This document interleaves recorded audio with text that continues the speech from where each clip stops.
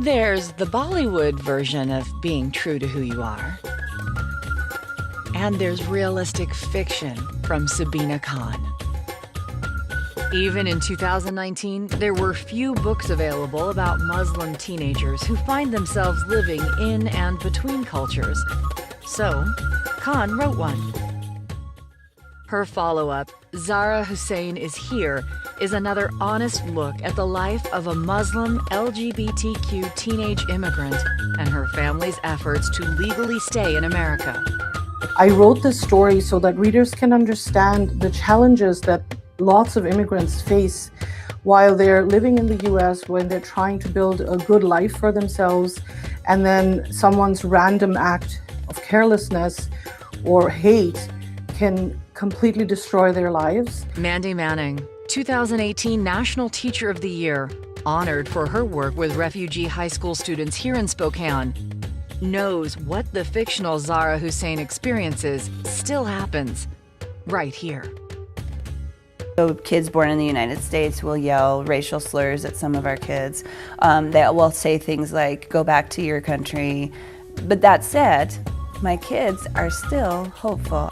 These two women share a core value: push back against intolerance and prejudice. We are thrilled to welcome Mandy Manning in conversation with author Sabina Khan on our virtual Northwest Passages stage.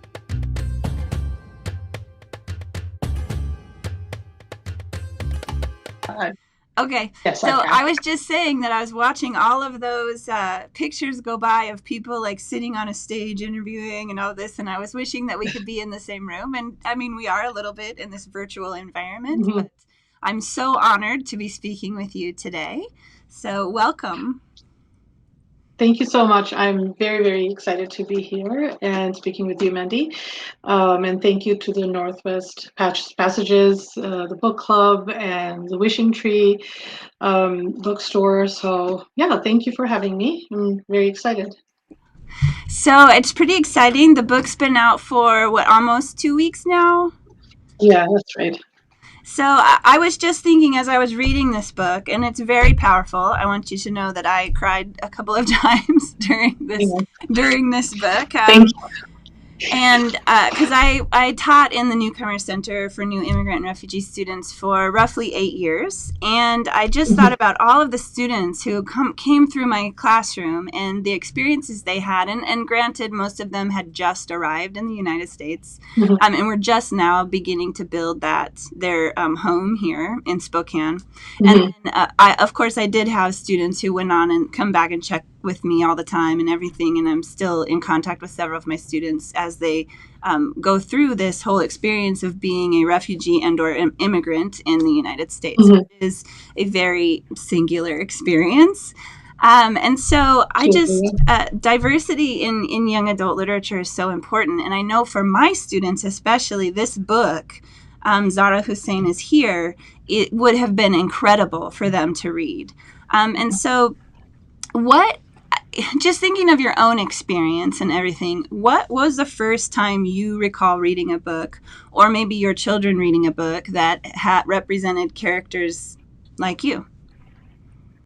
Actually, for me, I was 26 before I first saw a book with characters like me, and I remember that feeling very clearly, just like kind of this moment where the world opened up to me in terms of, realizing that people want to read our stories, that our stories have value, that, there are other people who are going through the same experiences as I had done and many other immigrants to the United States had gone through, and that people are interested in our stories. And this book I was reading had done so well. And it was just an amazing feeling to be seen like that, to see your experiences on the page. But those were adult books. Those were not young adult books, and they didn't reflect the experiences of teens like my own children, who were born in the U.S., raised in North America, who weren't immigrants, who, although they share my cultural background, don't share my exact experiences of coming to a new country and building a life. And so, 30 years, so many years later, when my own kids were in their teens, I still couldn't find books or that they were reading that had any characters like them in the young adult category either. And so, maybe, I mean, not that there weren't any single books, but very, very, very few books. And, the ones that would describe the kind of, cultural, I don't want to call it dilemma, but the cultural space that's occupied by kids who are the children of immigrants. And so it's really so important, and it makes me so happy now that we do see more and more books. Still far too few, we have a long way to go, but still it's a start, and it's very heartening to see more and more, the pile growing with each cycle of books that comes out. So yeah. Thank you. And one of the 26 years old, I think about that just in and of itself, being 26 and having already gone through so much of life and not seen a character that you can relate to. Exactly. But one of the things that is so wonderful about your books is the intersectionality of them, because you're not only focusing on the fact that Zara is an immigrant living in the United States trying to get her and her family getting their green cards, but it's also she is part of the LGBTQIA plus community. This is something that honestly, I have not seen. I have not seen a book about LGBTQ plus youth who are also Muslim. So can you talk a little bit? I know that your first book, The Love and Lies of Roxana Ali, is also tackling that issue. So thank you. Tell me a little bit about that and where that came from. So that was back when my daughter, a few years ago, she had turned 17, and she came out to us as bisexual, and we would talk about, what she was going through, what she was feeling, and, the conversations she was having with her peers. And things would come up, such as, some of the people she knew were having a really difficult time, either having come out to their parents or not being able to come out to their parents, and just not having a positive experience. And around the same time, I started reading articles about the LGBTQ plus community in Bangladesh, where I grew up, having absolutely horrific experiences, and specifically some very awful events that took place. And that sort of inspired me to write a story about a girl who's growing up here in a fairly conservative Muslim family, who is in a relationship with a girl and gets caught by her parents, and then they take her back to Bangladesh and they try to marry her off. They basically try to just kind of cover up the problem. In their eyes, they think that'll solve everything. And the story is really about her trying to, carve out a safe space for herself and not have to give up her life or who she is, and still also not lose her family. So despite the fact that they were not treating her very well, she still held out. She had hope that they would change, that they would come to see that there is nothing wrong with who she was, that their thinking was not good, that they were looking at it in the wrong way, and that she had a right to live the life that she chooses. And so so that was kind of my inspiration. I wanted and teens like my daughter, who may not have a good experience with their families or loved ones coming out, would hopefully get some sort of solace or get a sense of hope from reading that book. Yeah, I think that also in Zara Hossain is also, it's what is so interesting. So you have the first book where the young person is trying to maintain a relationship with their family and talking about cultural acceptance of LGBTQ plus. But then you have Zara, whose family is very accepting and loving and so wonderful in this endeavor. And so I think that that's such a nice contrast for people, because they can see both sides of that. But this also brings out some of this, I think, and you can correct me if I'm wrong, but there seems to be this theme throughout the book of like acceptance. And it's not only in terms of LGBT issues, but it's about immigrants, and it's about what happens here in the United States, particularly in Texas. And then in that whole thread of feeling like you don't really belong. But then there's it's such an interesting comparison with the parents and then Zara, because her experience is so different because she's mostly lived in the United States. So then as you get through the story, and you see how that starts to become a thing. Can you talk a little bit about that arc of the story? Yeah. So that's something, I've experienced that with my own kids, in the sense that I've had like, I came to the US as a 26-year-old. So I lived in Germany very shortly, but I grew up mostly in Bangladesh with all my Bangladeshi friends and families. And then I came here, and my husband is from India, so he also had a whole other life back in India. But my kids grew up here, and yes, they visited, but visiting is not the same as living. And we eat Indian food, and we speak in our language with them, and we watch movies, and our lifestyle is sort of a blend of both. What we grew up with, and what we've adapted to here. But for them, this is home. Like, for me, I mean, technically for me, I consider Canada my home now. Like, I wouldn't go back and live there, like leave everything and just run away. But I can see how in the case of Zara's family, Zara's parents, after an attack like that, you don't feel safe, and it's like a slap in the face to remind you you don't really belong here. And when you have had a home, a loving home, where you've had your family and nobody thinks that you don't belong, you just blend and you fit in perfectly, then all of a sudden that comes into like a harsh light, and you realize, oh, well, I have a place that wants me, where I'm not going to feel like I always have to look over my shoulder. But for Zara, it's the other way around. She doesn't know any other home. Yeah. She's thinking, but this is my home. This is all my memories are here. All my friends are here. And also part of it is, why should I allow someone to push me out when I've done nothing wrong, when my family has done nothing wrong? And I allowed myself to write a lot of my anger into her character, Yeah. because I felt that anger 20 years ago when we had to leave, but I couldn't act on it because I had very young children, and we had to build a life somehow, somewhere, you know. And and our priority was to keep them safe and to make sure they don't kind of feel any of the stress and trauma we were feeling. But for Zara, she's this young person. She has these dreams, and she's looking forward to this amazing future. And she's an amazing person. Like, she's very caring, and she's not just like a self-absorbed type of person. She cares for other people. And again, they've done nothing wrong. Her father too is a pillar of the community. He's a pediatrician. They're good people, and good people don't deserve to be treated like that for absolutely no reason. And so I was very specific about putting that passage, that scene where her mom says, like, why shouldn't we just go back? Like, what was wrong with our lives before we came here? There was actually nothing wrong, but people always dream for a better future. People are always trying to improve their lives and the lives of their children. But then when something like this happens, you suddenly question your choices, because you're like, why wouldn't I just go home where people want me, where I'm wanted, where I really belong?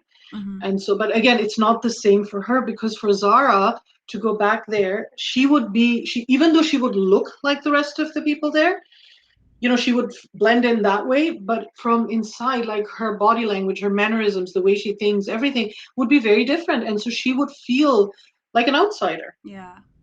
Yeah. And then there is the matter of her bisexuality, Right. which, it would not be something that, I mean, there are ways to, people live there. The members of the LGBT community are living in Pakistan, in Bangladesh, and India, and they live their lives, but it wouldn't exactly be the same. Yeah. And so she doesn't see why she would have to compromise her identity or her life in any way, so.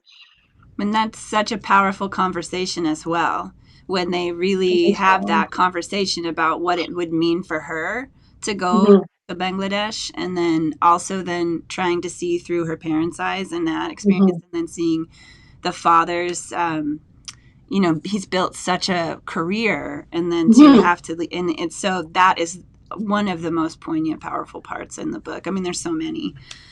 And like, thinking about language, I just wanted to, because as a teacher, I'm always thinking about how books communicate with the reader. And I thought that your use of language was incredible, because you could use the first language of the family, Urdu, so yeah. seamlessly in the text that for me, who doesn't know that language, it just was, it fit and I understood. And so, talk to me a little bit about your process of incorporating that language and ensuring that your reader could go along on that journey with you. So that's something from my own, really my own life. I speak like my husband, between my husband and I and my kids, we speak 5 languages, I guess. Yeah, because my husband speaks Hindi and I speak Urdu and I speak Bengali. And Urdu and Hindi are, the spoken version is quite similar. So that's what we speak to each other along with English, and we speak that to our children along with English. So our conversations are peppered with expressions and just things that we just say. We don't even think about it. And when I was growing up, my dad is from Bangladesh, but my mom is from Pakistan. And we grew up in Germany, so our first language was actually German. So when we came back to Bangladesh, when we moved back from Germany to Bangladesh, we ended up speaking a kind of a hodgepodge of everything. So for me, it's just a normal, natural thing to be that, I'll say something, I'll say a sentence to my kids, and it'll be half Urdu and half English, and they get it. They get it. They know what I'm talking about, and then just certain, idioms or expressions, and sometimes they don't know what we're saying, and so we have a lot of fun with them because sometimes we just joke. We joke with them about it. Like we'll say something, and we know they don't get it, and then we'll kind of trick them into stuff. So we've done that ever since they were little. But for me, like language has it's so powerful, and especially certain things have to be said in your mother tongue. Yeah. Certain things can only be expressed in your mother tongue. And I don't even know really what I would call my mother tongue because I've grown up with multiple languages right from the moment I have any memories of myself, speaking. But there are certain things. English is the last language that I learned as a child. I didn't speak a word of English until I was 8, and so there are certain expressions and certain things that I can only express in a different language, and of course those are the very heartfelt things that you would only say to your children or your husband or your wife or your whatever, your loved one.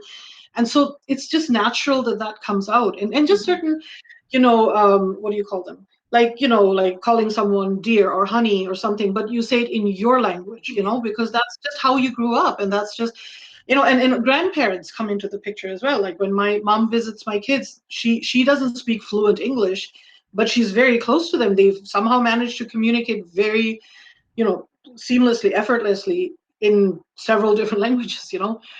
So, so I think that was just something so important to me that I wanted to sort of include in the book, that, she says these things, and sometimes when she's upset, she'll just rattle off something in Urdu because that's just her natural inclination, is to just say that in her language. The language in which you feel and the language in which you think is the one that comes out at during your most emotional moments, right? Like that's what just comes out. Like you don't think about it. You're not measuring your words. So for someone, so the difference is that for me, English, I don't have to think carefully in English before and I don't translate my thoughts into English before I say them. When I'm speaking in English, I'm thinking in English. When I'm speaking in Urdu or Bengali or German, I'm thinking in those languages.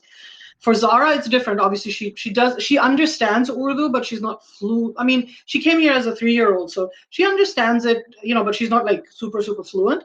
But for her mom and dad, they learned English later on in life, not necessarily when they came to the States. Back in Pakistan, they learned it in school. Like I learned English in school, but their natural language is Urdu. So so sometimes you don't have the time to translate your thoughts. They just come out of you, and they come out in whatever your heart language is, right? Yeah. So Well, it was tremendous. It was masterful because I could totally follow along, not knowing it at all, and it made so much sense, and it was so I'm beautiful. so happy to hear that, really, Mandy. Thank you for saying that, because when I was writing it, I can't even tell you how many times I doubted myself and I said I shouldn't put so much Urdu into it. People are going to be like, why does she have all these foreign words in it? And then I realized it's 2021. People can Google stuff. That's right. I've read books where there was a different language, and you can Google it. It's not that hard. Right. And also, some of it is in context. Some of it, I feel like sometimes Yes. you know what the person is saying, Yes. even if you don't Mm-hmm. know the specific words, you know from context or that moment or that Yeah. particular Yeah. scene, right? So, And so yeah, I'm so happy. And one additional benefit of that is, I think, what you are talking about, the fact that you know 5 languages. I think this is something that if we're going to approach the subject of immigration and what happens in the United States in terms of how people born in the United States view those who were not born in the United States. And so one of the things that we often discount is the fact that almost all of my students knew not only one other language than English, they knew 3, 4, 5 different languages. And that's something that we in the United States can barely understand because we usually only speak English. Sometimes we'll have, taken classes in another language, but the majority of us are, monolingual. That's one of the gifts that immigrants bring to our nation. And I think that this family is such a good representation of refugees and immigrants in the United States. And they're not a refugee family. They are a family who came on a work visa. But so many of our immigrants are also refugees fleeing situations. And so thinking about the gifts and things that immigrants and refugees bring to our nation, you tackle a lot about the internalized racism and I guess, ethnocentrism of the United States and people who are believe that the United States is the best or whatever. Talk about that within the story, and then also, if you can, talk a little bit about what can we do to help that problem. Yeah, that's a really great. I mean, I could talk about this for a long, long time, but I think, I've been an immigrant a lot. Like when we came from Germany to Bangladesh, I had to kind of learn to adjust to that life at 8 years old. When I moved here, I was an adult, but still, it's a different country, different culture, different life. And then, we even moving from the United States to Canada, it seems like it's not really a big move. But it is. There is a difference. There are new things. There's new ways of thinking, different ways of thinking, and for the most part, obviously, because we decided to live here, we like it. We're happy. We have a great life. We have great opportunities. We're happy. We have great friends. But there is that underlying thing. There's always people who are overtly racist, who have been or who have said things like maliciously with the intent to hurt. And there's also those who are tone deaf, who just say things and you stay quiet for the sake of, maintaining that relationship because you don't feel that you would be supported or understood if you actually pointed it out. Yeah. And that's something I find as I get older and older, I find it more and more difficult to keep quiet. When I was younger, I was so desperate to just build a good life for my kids, for me and my husband, and for myself that, you sort of swallow a lot, and you think, okay. And also part of it is because your status is so precarious, almost like what happened to us in the States. That didn't really have to happen. It was just, we followed all the rules. Technically, if you follow the rules and you follow the process the way you're supposed to, you should have that result that you were anticipating, not what we experienced. So when that happens, you realize everything is very precarious. You're not, just because you did XYZ, you filled out the right documents, doesn't mean anything, really. Things could go wrong just like that, And once you've gone through it, so when that happened and we moved here to Canada, it never left us. That fear never left us. We always felt like on the brink of like, oh my God, and now it's been 20 years. And I think my husband and I were talking about it. We just recently started feeling that, okay, like we can breathe, like we can just relax now. Okay, it's been so long. Nothing is going to go wrong, like, with our status. Or now we're citizens here, what could go wrong? But then, the administration in 2016 showed us that citizenship, like in the US, it doesn't mean anything. That can be taken away as well. Yeah. So really, you're never safe, you know. You always have to kind of, I don't know, sleep with one eye open type of feeling, you know. Yeah. And it's not no different for my kids who were born in the States and who are like, you know, who've never really lived anywhere else. People make assumptions, you know. You know how many times people have asked someone who is standing with me whether I spoke English or not, just you know, like, or spoke to me very loudly. Because I've often seen that when people think you can't speak a language, they also think that you're hard of hearing or something. Yeah. For some reason, they yell. You know, they yell slowly and loudly, and like, you know, even if I didn't speak English, I can still hear you.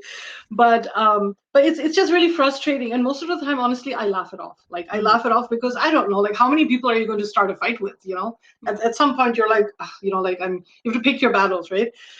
And it's not that everyone is out to get you. Some people just, I don't know, I feel like some people just don't know better, you know. Yeah. Like they just have, they only see life through like this kind of it's a tunnel vision, I guess, right?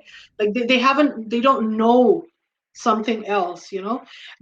So it's just something that I feel like, you know, the only, like your question, what we can do about it, I think it starts really at the classroom level. I feel like, you know, in school, the books that the kids get to read, the kind of conversations they have, the stuff they learn, like, you know, history, geography, socials. I mean, there is a world outside of North America, which is very rich in culture and traditions and history, that is really connected. We are all connected through all that, you know. So to only focus on one area, I mean, I understand, of course, if you're living in Canada, the majority of your education will be related to Canada, but still, I feel like children, especially at the elementary school level, you can afford to expand the curriculum and introduce writers from different cultures who are writing in English. And, you know, we are not the first wave of, you know, like, say, South Asian writers or writers of color. There have been amazing, amazing writers who are from a different culture but write in English,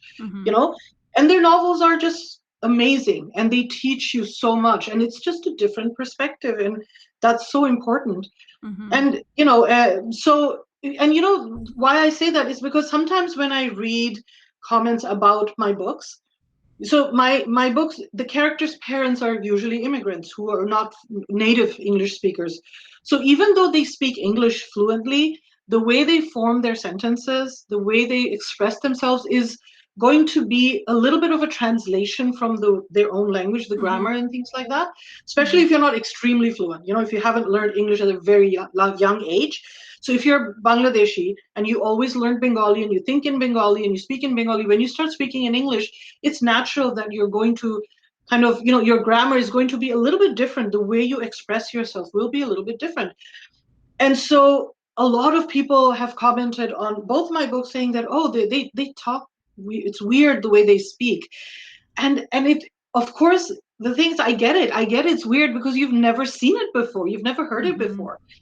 And so if we expose young children to a variety of, you know, languages and structure and, you know, lifestyles and how people interact with each other in other cultures, then it won't be so weird anymore. Then it'll just become like something that's, oh, that's interesting, it's different, you know. And you know, like when I was young, when I was in Bangladesh, I remember in grade 3 and 4 we had to study world history and world geography, so we learned about all the other histories as well as our own. And I feel like that was so important because how do you understand yourself in relation to the rest of the world? Because you're not an island, you're not living in an island, you are part of the world, you're connected to everyone. And so if you have no means to understand that connection, then how can you ever appreciate, you know, the variety and the richness of the rest of the world? And I feel like that's such a loss. I mean, it's such a sad thing to think that you've missed out on so much amazing, you know, history and information and cultural, you know, knowledge. So I really think, and because, you know, I've run a tutoring business for 25 years, and so I've been helping students, you know, study different subjects for so many years, and that's something I always kind of came down. It always boiled down to it for me. The books they read, I just felt that they were so limited. It's like people have been reading the same book for like novel study for like 2 generations. Like the kids I tutor, their parents tell me that they read the same book. I mean, I'm sure there are other books you can include, like Yeah. newer books that are more relevant, maybe that Mm-hmm. kids can relate to better. So, I 100% agree with you. Yeah, and I think that that's such an important piece about exposure. mhm, Exposure to difference, because that's something that absolutely. we in the United States are often very insulated. We're often very Mhm, set in the place where we were born, and also just that lack of experience with anybody outside of our own, you know, mhm, citizenry, I guess. And I just want to, though, there was the one, I don't know if I can find it, but this part where Zara is talking about the unbelonging. mhm. It's a sense of encroachment on someone else's space and unbelonging that never goes away, no matter what you do to fit in. That's such a powerful sentence. It's an even more powerful feeling when you Yeah. felt it for many, many years. And that came straight from my heart because I felt it so much over the years. It takes my sense of belonging is very, very fragile, very fragile because I've had conversations with people where, we're how people talk about politics, right? Mm-hmm. And so you're talking about politics and you're saying something critical, and suddenly somebody will say, well, if you don't like it, you shouldn't have like left your country. And so you realize, even though I've lived here for 20 years, I'm not allowed to criticize the government that I pay tax to, that the community that I volunteer in, that I, support and contribute to.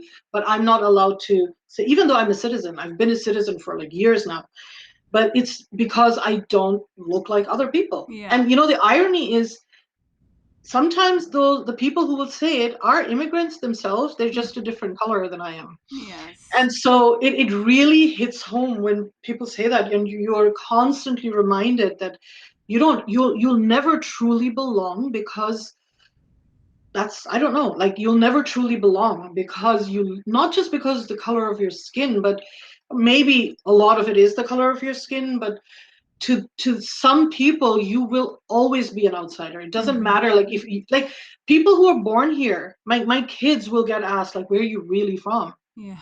Like you're literally, like if someone is literally born in the city that they're living in 30 years later, Mm-hmm. they will still be asked like, no, but where are you really from? Yes.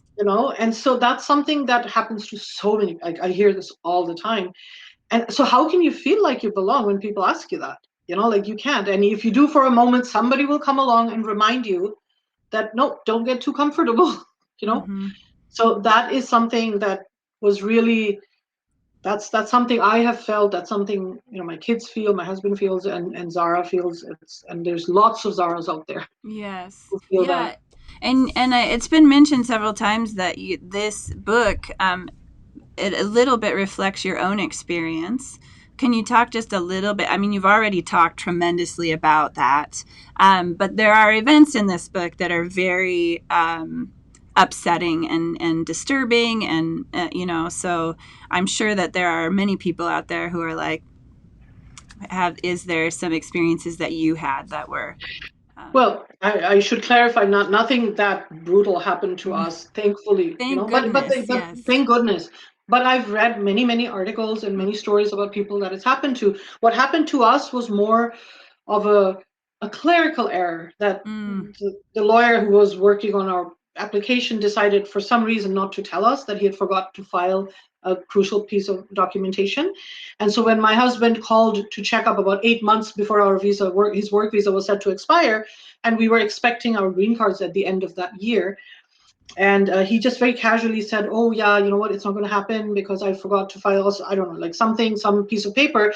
And so now the process, it has been derailed, and now you have to leave the country for a couple of years, and then you have to come back and do a different process. And we just had our second baby, and we're like, where are we supposed to go? Like we didn't have any financial, like we weren't prepared to just pack up and leave. And yeah. my husband had to quit his job. It's not like somebody was waiting for us. And so we did, we ended up filing for applying for permanent residency in Canada, because we figured if we were going to come back in 2 years, like how far should we go? Like we Yeah. shouldn't go too far. And so we ended up coming here. Luckily it was a safe place, everything was good. But we were not financially prepared. There was no job waiting for us, and we had two very, very young children. Yeah. And so that just it's like traumatizing when you don't know what's happening, when you'll get a job, how are you going to take care of your kids? And like now looking back, it took us almost a year to find our footing. But during that time, both of us, I'm 100%, both of us were suffering from depression and a lot of stress, but we couldn't deal with that. We couldn't acknowledge that. We had to focus on our kids. So we just got up every day, went for interviews. One of us watched the kids. We didn't have any family, nothing, no savings, nothing. It was the scariest time of our lives. And even after that, it took a while to get back to where we were financially, because at the time in the States, we were already, we were prepared that, once we get our green card, we'll do this and we'll do that. And so our whole lives were like hinging on that one piece of paper. And then that didn't happen. And so it's a very, but yeah, of course, like now when I hear about what's happening, to a lot of immigrants and people who are doing everything right, I'm just fortunate that it wasn't anything like what was in the story. Yeah. But the feelings, that feeling of being told, yeah, just go home. Like, when you call immigration, you try to find out, okay, what do we do now? Their answer is go home. Yeah. And it's just said in such a callous way, like, you don't matter. And it's a horrible feeling. Nobody should be made to feel like that when, they haven't done anything wrong. Right. That, that your contributions, that your safety doesn't mean anything. Yeah. And so, and to be so cavalier with someone else's yeah, life, and exactly. with no real understanding yourself of being in a situation like that. Yeah. Wow. Well, you and everybody in your books is such a lesson for everybody on just resilience, for lack of a better word, and just I'm just so honored that you shared this story. I just have a couple more questions, because as a teacher, I have to go back to, you made a mention that a lot of this starts in the classroom, and I wanted to talk about your portrayal of Ms. Talbot. I really liked this portrayal because she didn't play like a starring role in the book. She's a side character. She's concerned and compassionate and supportive, but she's not a savior. And I loved that about this book, because so often teachers are portrayed as saviors for their students. And that's just not. Well, number one, good teaching isn't about saving. Good teaching is about supporting and building up and helping young people to be able to do for themselves. Exactly. And I think that Miss Talbot really, she helps, like she makes a contact for them, but other than that, that's about it. And I think that's so great. So who was the inspiration for this character, and then why was having a teacher important in this book? The teacher part was because, I wanted the kids in the school to have a safe space, like somewhere where they would go and they could talk about the things that were important to them without feeling, worried, without being worried that they might get in trouble or that they won't do anything substantial. So this teacher really provided that space for them and that avenue for them to to really make a difference, even as just students, and, just to go and support the people that they want to support, the people who need that support, and to take them, in a safe place, in a safe way, to rallies and, other events that they could be, proactive. I think part of it wasn't like any one person, but when my kids were in school, especially my younger daughter, they had the GSA club at school, and they had the teacher sponsor, and she was also, I think it was their math teacher as well. I can't remember, one of either math or science, but the way they would talk about her at home, because I was very, very, like, I was one of those parents who knew all the teachers my kids had, and I had to always meet them. And I loved hearing at the end of the day what kind of interactions they had.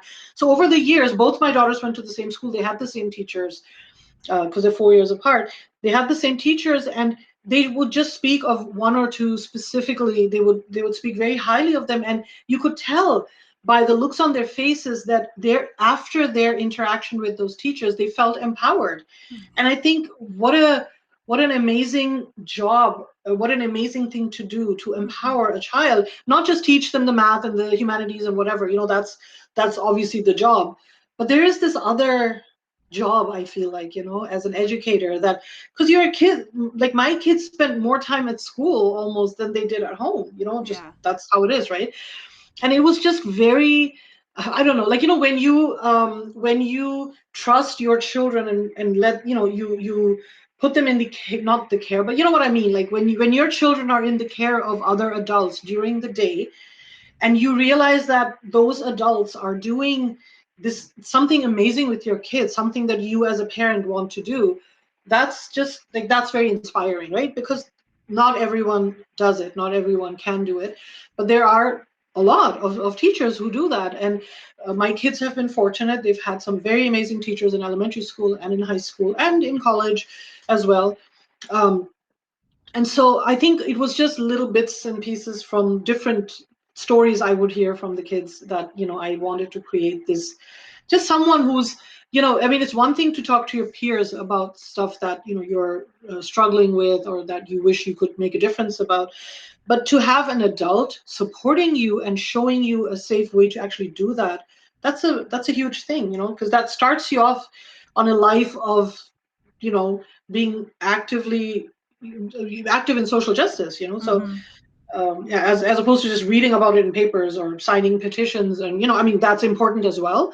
But it's amazing to have someone there who shares some part of your identity, who shares the same interests and the same concerns about what's happening to certain groups, and to have to be able to, light a fire under these kids and have them channel all their energy and passion into such a worthy cause. I mean, I thought that was a very, like, I was inspired as I was writing her character. It's kind of weird, I know, but sometimes you write it, and when that character is fully formed, you suddenly think of them as a real person, and then they inspire you, and so you can actually, like, they sort of dictate what actions they'll take.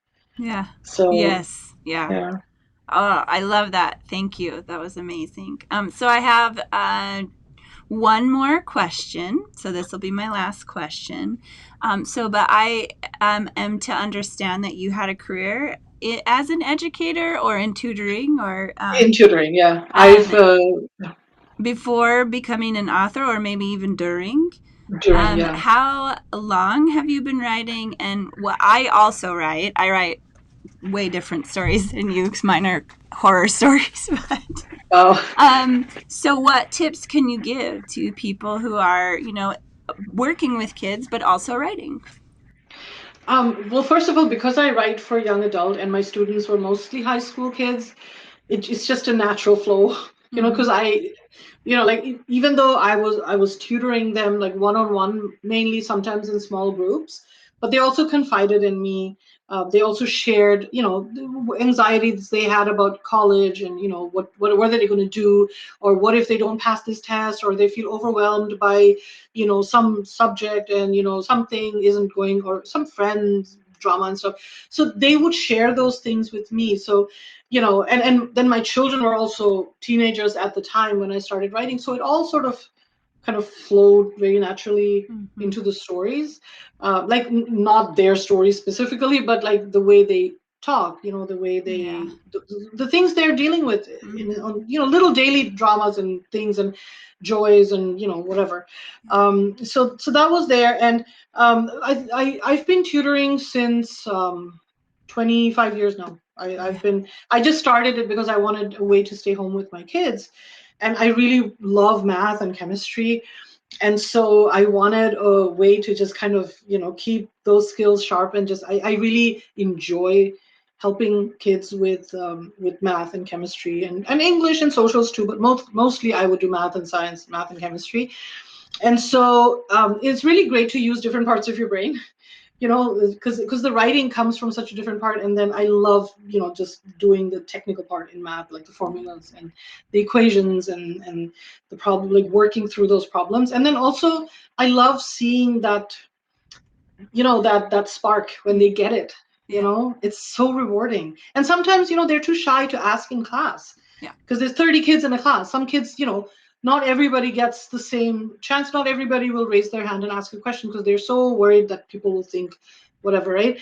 And so when it's one-on-one, there's so much more forthcoming, and they'll ask anything. They'll ask any question that they're having trouble with.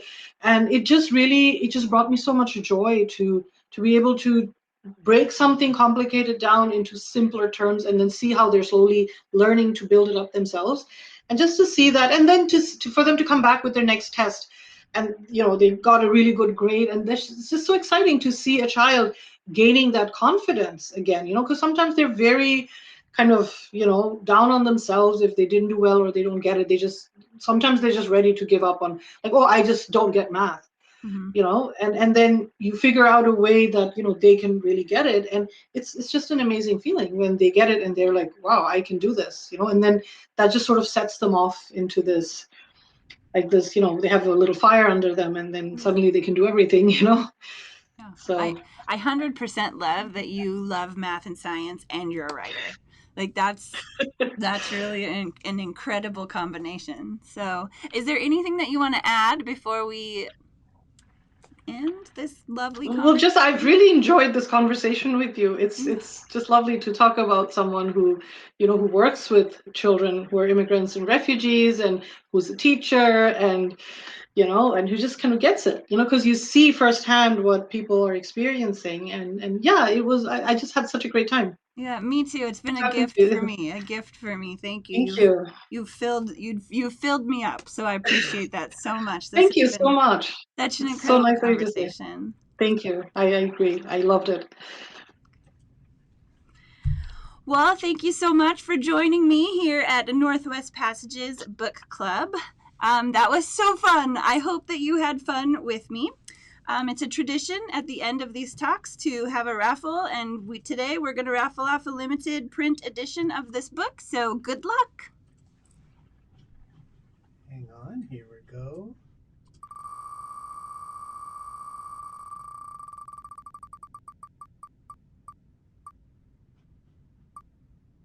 Ooh! Congratulations, Monica! Okay. All right. Yeah, thank you very much. Thanks for joining us today. All of our videos and discussions are archived on our video site, which you can access for free. If you feel compelled to buy a ticket, please take that cash and instead make a contribution to the Community Journalism and Civic Engagement Fund via the Inovia Foundation. We appreciate your support.